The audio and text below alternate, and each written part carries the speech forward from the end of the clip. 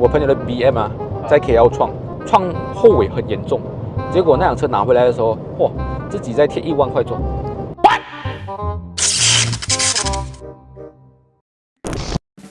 还有又见面了，正在看这部视频的观众朋友，大家好，我是 Ryan， 我是 Rider ATH 的阿豪 ATH， 又到了每月 talk 一 talk 的时候啦，没有错。所以我们今天要 talk 的主题呢，你之前有经历过的就是发生车祸，又来讲车祸，又是车祸。唉，马来西亚很多车嘛，所以会有车祸的问题。对，但是今天我们讲的是一点正能量的。OK，每次都是讲那种比较悲惨一点的，今天呢有正能量了啦。我们就来教学车祸 A to Z。OK， 好。处理这个车祸的方式啊，它就有点像是我们在玩日系 RPG 游戏这样子，有选项的，有分支的。你做错选项哦，你就会绕个大圈，但是你的结果是一样啦。结果就是你的车子要做好嘛。对但是中间会出现很多难题。你做错选项的话呢，等一下我们就来分享一下到底什么分支你要做对选择。OK， 首先吧，我们今天讲，如果讲今天在马来西亚发生这个车祸啦，第一件事情你会做什么事情？下车拍照对，这个是我最喜欢的啦。不是我最喜欢的，我不喜欢啊，我不喜欢。只不过这个是我的习惯，如果真的是有遇到什么意外的话，下车先拍照。对。但是这个东西呢，有东西要注意啦。首先第一点，下车你要看你周围的环境是不是安全的。对啦。你再来跟人家穷三，再来跟人家讨论，到底为什么你撞我啊，还是怎样啊？再来拍照啊这些东西，要不然呢，很容易造成2次车祸。2次的祸害对，后尾没有注意的话，又再来。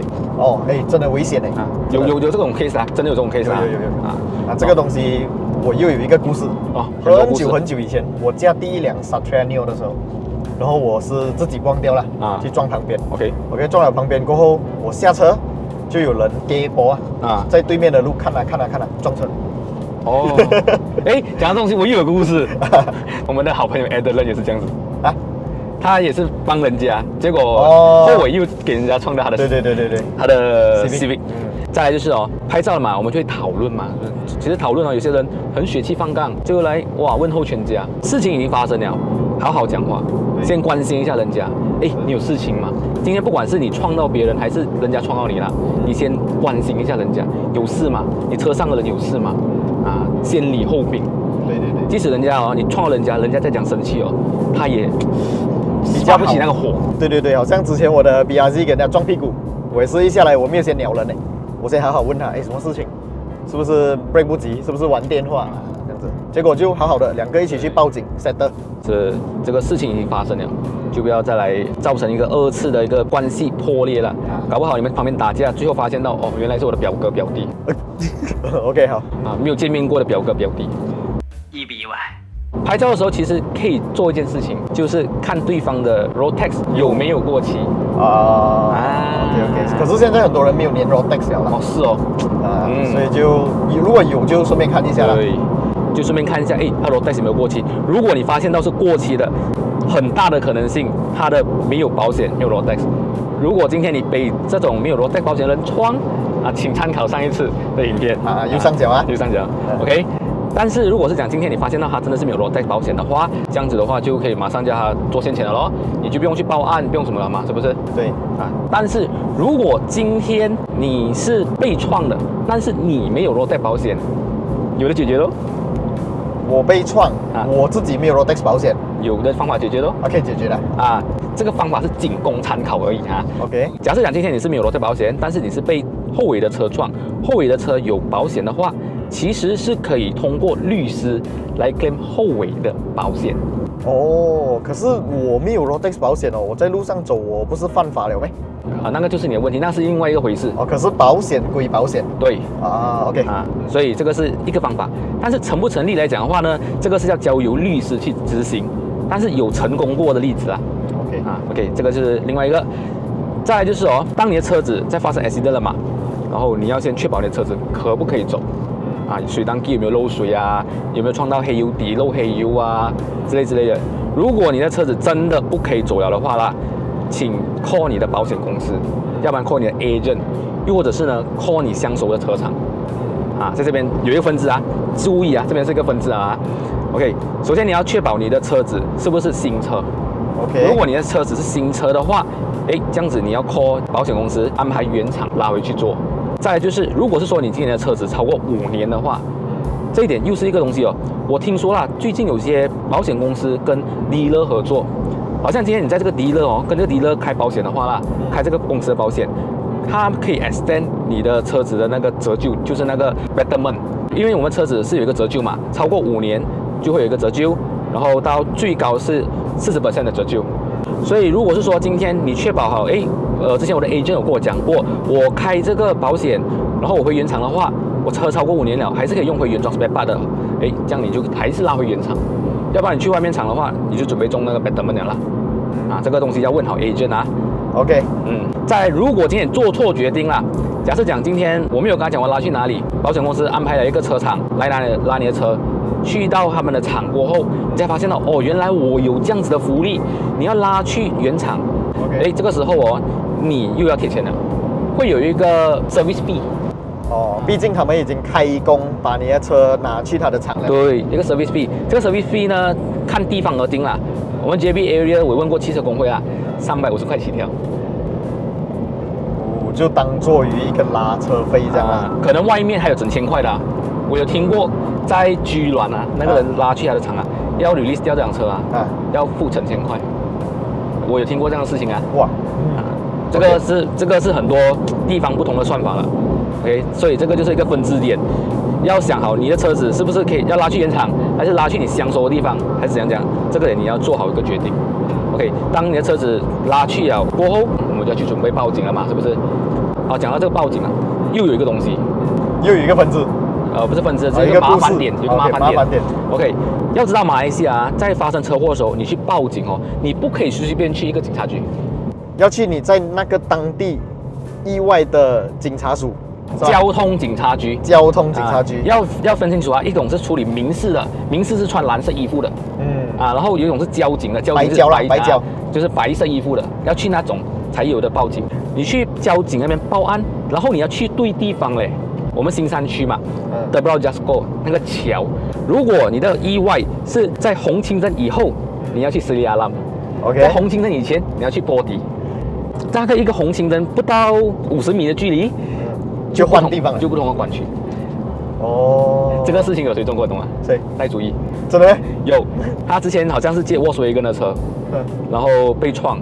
然后谁跟家长去报警结果他去了 KL 碰了一个警察局，然后在警察局跟他讲，这个不是我负责的，然后就弹他去另外一个地方，他花了一整天去报案。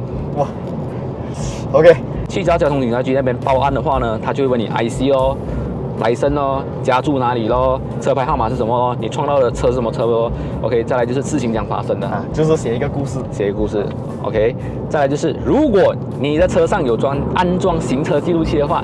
你的马来文又不是很好，你就可以把那个行车记录器的画面 play 给他看。对，太重要了。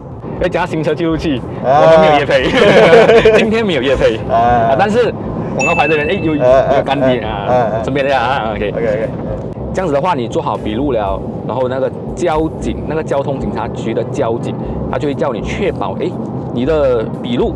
你的口供是不是这样子？你的 detail 那些IC 你的名字这些东西是不是这样子？如果是说今天你的笔录有内容有错的话，保险公司可以要求你重新再做过一份 report。OK， 再来就是报案过后就要做一件很麻烦的事情，要见沙侦。OK， 那个沙侦呢，时不时就会跟你请假。OK， 所以如果说当下你见不到沙侦 ，maybe 你可能要2-3天过后回到警察局再见沙侦，那沙侦才可以判断谁对谁错。对的人会拿到一颗普图山，然后错的人就拿中一个3万这个你应该是懂的啦可普图山就可以证明你是受害者，责任方就拿了3万OK， 这样的话这个警察局就完成了。这个时候我们就要去到 claim 那边了。OK，claim 那边呢其实是很简单的啦，基本上你要交的文件就是你的也是 IC 来生然后你的车卡、保险、保单。如果是说你的车是under个公司的，就要公司的一些文件，好像 B49 之类的东西。处理来讲的话，保险就有几种方式如果是说你的车子很严重，就要看有没有 adjuster 来。adjuster 来看的话呢，就比较长的时间你要等他来。我们要submit一个 report， 到底这辆车有些什么东西坏，要维修什么东西，这个东西呢会submit给保险公司，保险公司再决定要不要 adjuster 来。再来就是看他 spare part， 就刚刚我所说的有没有用到原装 spare part， 要贴多少钱。不过如果是讲回去原厂的话，应该都是原装肯定。这个就是一个分支哦。如果讲今天你的车子是超过5年的话，又没有那种所谓的福利，我们刚才所说的under在某个保险公司跟他开有这个福利的话，这样子的话，你去到外面的厂，你就有选择，你可以用台湾的 spare part， 我们所谓的 OEM spare part， 或者是刹车 spare part， 又或者是原装 spare part， 有的选择。但是如果你回到原厂，就没有的选择。这样如果给我选的话，我一定是选原厂啦，因为你选刹车就是旧的东西嘛，所以原厂新的还是比较香啦。可是就是刚刚我们一开始讲的，对，没有错。OK， 然后原厂的它算法会比较贵啊，对。假设同样的一片 bonnet， 原厂跟副厂在 claim 的时候，那个 amount 是不一样的。没有，你错了。假设讲今天是多大原厂给的这个 bonnet 盖，它的 list price 是1万块。OK， 1万块。这个 bonnet 呢，其实在保险公司，如果对外面的那种厂啊，别人的 workshop 来讲的话呢，它是有一个 but discount，maybe 可能25%。假设讲啦，今天的 betterment 40%，所以你在外面厂的话，这算法是1万块 list price 减掉25%，再乘以40%你要还的钱。但是原厂的话是1万块乘以40%，哇，你就中间少掉那个25%了，因为原厂是没有给他 but discount 的。OK， 明白。这个就是外面的厂的好处。当然外面厂有一些缺点，就是可能所谓的会偷吃之类的。不要以为外面会偷吃，原厂不会偷吃。我跟你讲，是人就会贪心。对。再来就是维修上面呢，会花多久时间，就要取决于你的车子有多严重，你的 spare part 有多难找。如果是说你的车子是那种很冷门的，可能花的时间就比较长了。OK， 好，明白。我觉得听到这里哦，很多观众头脑很多疑问啊，他们就在想，这样子的话，如果是我的车的那个价值啊已经很低了，然后这样撞下去，维修费又很高，这样我又要花钱去维修一辆很旧的车，这样是不是不值得了？是。通常这种情况是怎么样处理呢？假设讲了，现在 market value 我讲这辆车是可能1万块了。OK， 你的维修费哇，已经7-8千块了。total loss 哦，就是放手吧。total loss 哦。OK， 就这种选择吧，除非你硬要花钱去维修这辆车。所以哦，那种玩经典 JDM， 好像我的 FN2， 你看我的 FN2 保险保很少吧，保4万多块吧，可是那辆车价值10万块，甚至10多万。你看那种 EK， 价值啊20万呢，可是那个车的保险买不到1号保。是啊，之前你的大镜是不是跟过你的 FN2？对，一片大镜多少钱？3000多块啊。是啊，3000块啊。问题是那镜子什么都没有了嘞。对哦。MyV 的有 sensor 啊，我们透露一下，大概多少钱？大概在700多块。没有啦，其实他们的 sensor 是用回去的，它只是有那个动位罢了。大概在700块这样子。这样每次以前听人家讲啊，哇，你的车有 sensor 的很贵啊，那种是什么车啊？其实那个 sensor 是可以用回的，只是讲那个镜子被原厂 set 到很高，你的是被 JDM 玩家炒到很高。没有错。而且你那个镜子不是 for 你原装车的镜子，你如果是要跟着你的车身号码去买你的镜子的话，你那片镜子最少要6000块，从日本特别订过来。6000一片什么鬼都没有的镜子哎。对，讲到镜子嘞，这边的现在在场看的观众啊，也有一个余力，就是之前我的影片有人问过的 ，claim 大镜会不会影响 NCD？ 这个肯定是不会。还有一个疑问，我们每次买保险。买大镜险的时候，可能会讲我要保3000块，我要保2000块，这样是只是保前面的大镜呢，还是全部？其实是全部的镜子，但是如果今天你的车子有全景天窗，有些时候全景天窗啊，那个镜子的价钱是高过于大镜的，就好像 Peugeot 5008，哇，它的镜子好像还有形状的还贵过前面大镜。所以这个东西要注意，保大镜的时候最好要跟你 agent 讲，你给我 check 好来我的车是有那个天窗的有那个镜子的可能这个东西是贵过那个大镜的，保不够什么情况呢？自己花钱，或者就不要理它，等明年加保，可以吗？天窗很难呢。对咯，漏水所以没办法咯，所以这个东西是车主要 mention 好给 agent 知道，因为其实有些 agent 他们对于车的知识不懂，他们只会开罢了。对咯，开错模的也不懂。阿嘎啦，保1500块了，阿嘎啦。结果阿嘎，也中过了。中过了，阿嘎咯，贴钱。来这边补充一下啦，当发生车祸的时候，其实会有一种人很快到现场的。Call man。Yes， 他们是第一个立刻到现场了，而且非常的热心，会问你有什么事吗，还是怎样啊？对。然后你就会发现，为什么有一个陌生人一直问我这些东西？然后他就会 refer 你很多东西啊，你的车拉回去我的厂啊，我帮你做啊这些东西啊。哦，你这辆车有3万啊，我帮你 cover 啊这些东西。哎，有没有遇过这样的东西？我遇过，我的 Satranio 第一辆 Satranio 的时候车祸啊，一车祸我就坐在车里面发呆，大概3分钟，然后我一开门下车，后面到了，超快，比交警还快哦，厉害。所以他 refer 你这些东西的时候，如果你贪心啊，我这辆车做完了过后还送我一套 body kit 哦，哇，好像 yes 这样哦，好像 yes 这样子啊，你就中了咯。这些钱哪里来？就从你 claim 的保险那边来的。我朋友的 BM 啊，在 KL 撞后尾很严重，结果那辆车拿回来的时候，哇，自己再贴1万块做，那些 banner 全部打回去嘞，那个泥厚到啊，你一拿那个气膜仪插下去啊，整千呢那个号码，哇啦，那泥厚到啊，哇，这个比杰哥那个够力，杰哥那已经很够力了，他的比杰哥更够力，而且还进水了嘛。哇啦！你要想一下 ，BMW 后尾的电池、电板全部在后尾的，那边进水了，还不用紧哦。bumper 一拆下来，里面还有些什么纸皮啊、aluminium 罐啊，它顶那个形状出来哦。哇啦！黑心商家，真的黑心。对于这种 comment 的 refer 了，自己小心一点啦。当然，这个 comment 也不只会出现在现场啊。这个很多年前的经历啦，我在报案的时候，我被人家撞屁股的时候，坐在那边等笔录的时候啊，就有个人关心我，小弟啊，你发生什么事情啊？有没有受伤啊？